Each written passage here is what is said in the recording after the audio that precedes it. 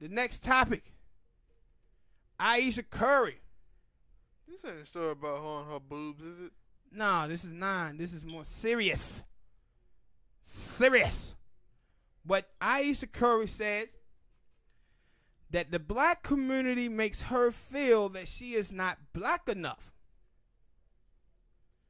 Now, I want to talk about this subject because I'm getting tired of two groups of people. I'm getting tired of mixed black people, and I'm getting tired of some of these suburban black folk. Because it don't seem like these people understand.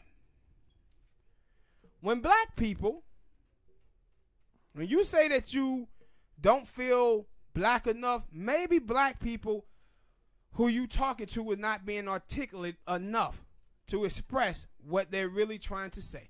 So I'm going to tell you what they're trying to say to you. When your mom and dad, both of her parents are mixed, by the way, Ayesha Curry, and she was raised in Canada. But when your mom and dad chooses to raise you in an all-white neighborhood, in an all-white school, you go to a predominantly white church, what your mom and dad have chosen to do is to anchor you in whiteness. So, when black people, when you run into African Americans who are raised in the inner city, those people are anchored in blackness. And when I say anchored in blackness, I'm talking about black culture. See, mixed people be going around here talking about we as African Americans don't feel that they are black enough. Also, meanwhile, that black people, at least that's what I'm going to characterize it as. When we say, for me, that black people don't have a choice to be black.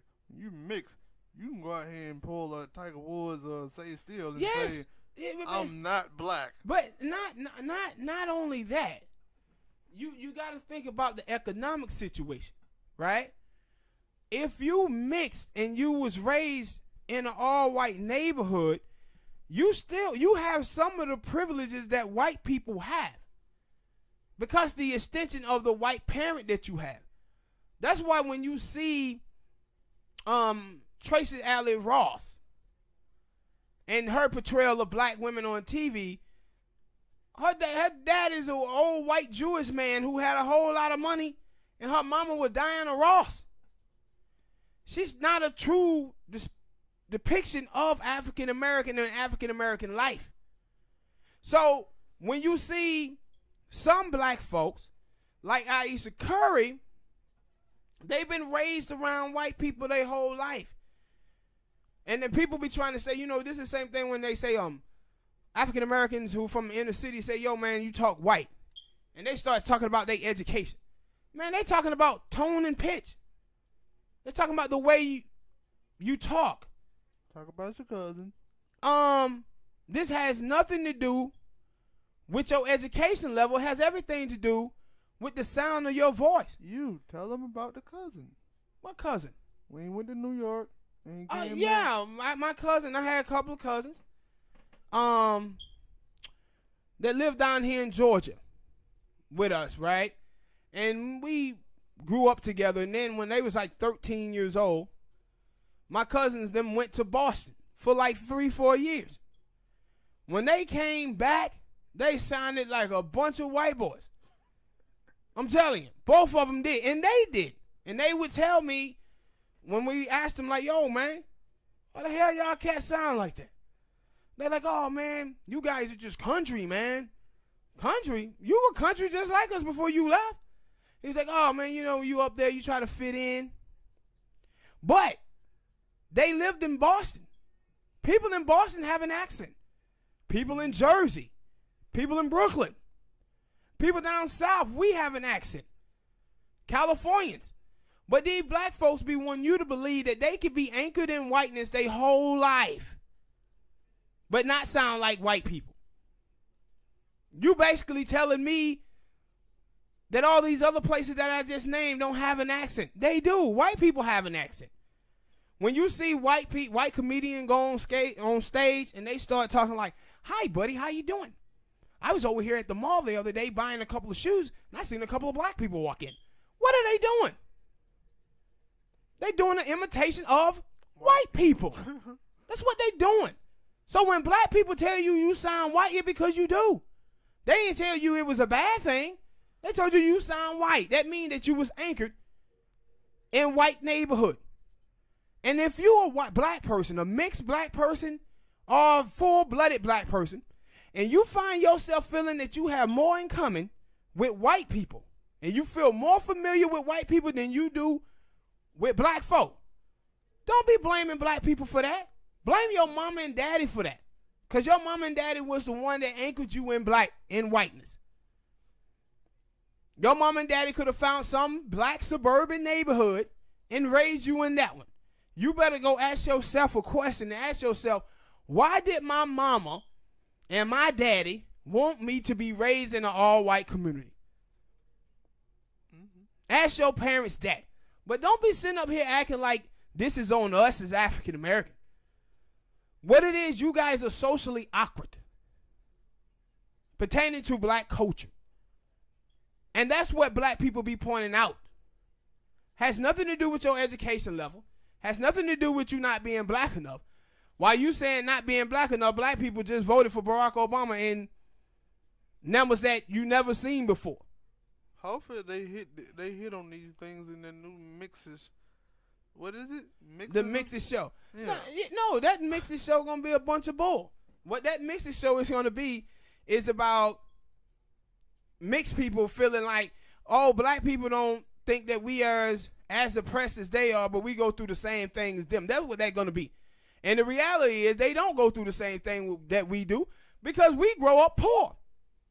And that's why I say when you watch mixed people, mixed black people who is raised up in the inner city community, you do not hear them say stuff like Ayesha Curry is saying, that black people didn't see me black enough. Those black people were raised up in inner city communities. Black people treat them just like they treat any other black person.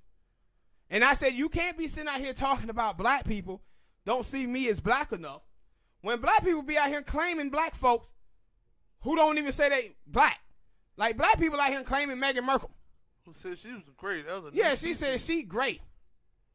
Black people out here claiming that baby. Yeah, claiming the baby. And that white boy that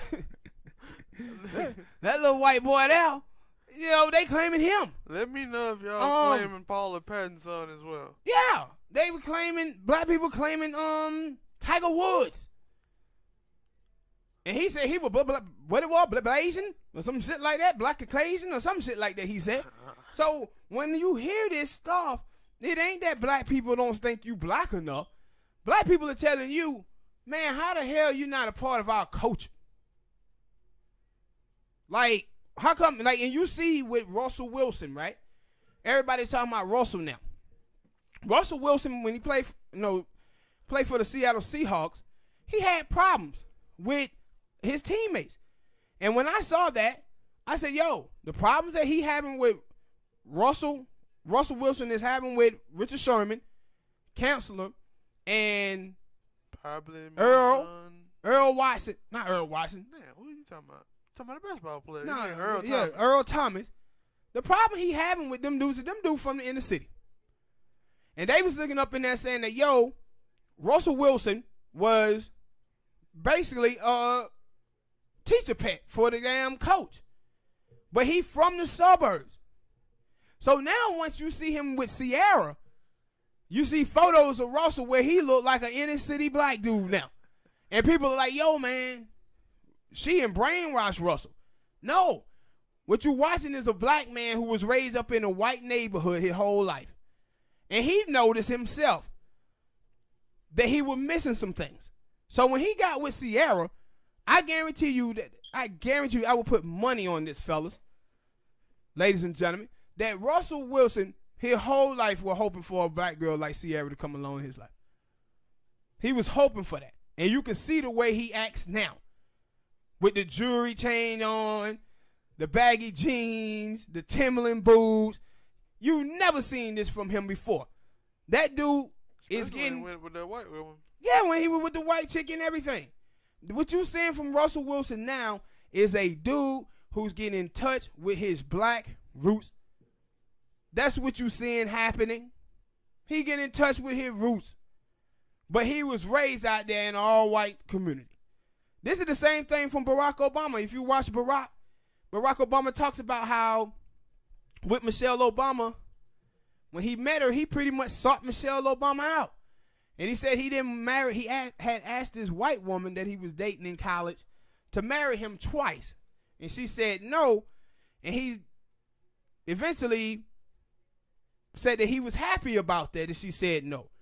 Because when he married Michelle, he met Michelle, he knew he wanted to marry Michelle because he knew where he wanted to anchor himself in, his adulthood. He had been anchored in whiteness his whole life. But he wanted to be anchored in blackness. So Michelle Obama would take him back to Chicago, get him in Reverend Wright Church. But what you saw from Obama is that he wasn't anchored in blackness enough. So he still believed a bunch of anti-black tropes. That's what you heard in that Howard speech. That's what you heard when he was talking at the NAACP a couple of months ago when he was talking about the black brothers and having women twerking on them and not having gold chains on. At the same time, he walking around with a $15,000 Rolex watch on and his wife wearing a pair of $6,000 shoes. But he's telling black men that they don't have to show that they got money. You show that you got it. Mm-hmm. But this is what you see from these mixed people who from the suburban neighborhoods and black people who from suburban neighborhoods. Not all of them, but a lot of them. Talking about black people don't think they black enough. No, it ain't that black people don't think you black enough. Black people don't understand why you're not anchored in black culture. How come you don't know the things that we know? This is like you watch like people who in interracial dating relationships. And you see, we as black people, our life is our lineage in a lot of ways. Stuff is passed down to black people where you can probably haven't went through something that was pertaining to racism, but somebody in your family have, and they told you about it. So then when you saw it, you knew exactly what it was. You knew, no, man, that's racist, right? Our stuff is that way towards our culture. You know, black people be sitting around here saying quotes from the movie Friday, Harlem Nights, The Last Dragon. All of these movies, man, the blaxploitation film, all of these films, we be quoting these things. Can you imagine you in a relationship with a white chick and you saying these things and she like, huh? What that mean? Huh? What that mean, right? Huh? What that mean? And that's what it's like when black people are around folks like Ayesha Curry. That throw you off when somebody tell a joke or something like that or reference a movie quote. You expect for those people to get it, especially if it's somebody who's black and you talking about a black film. And when they don't, black people like, what?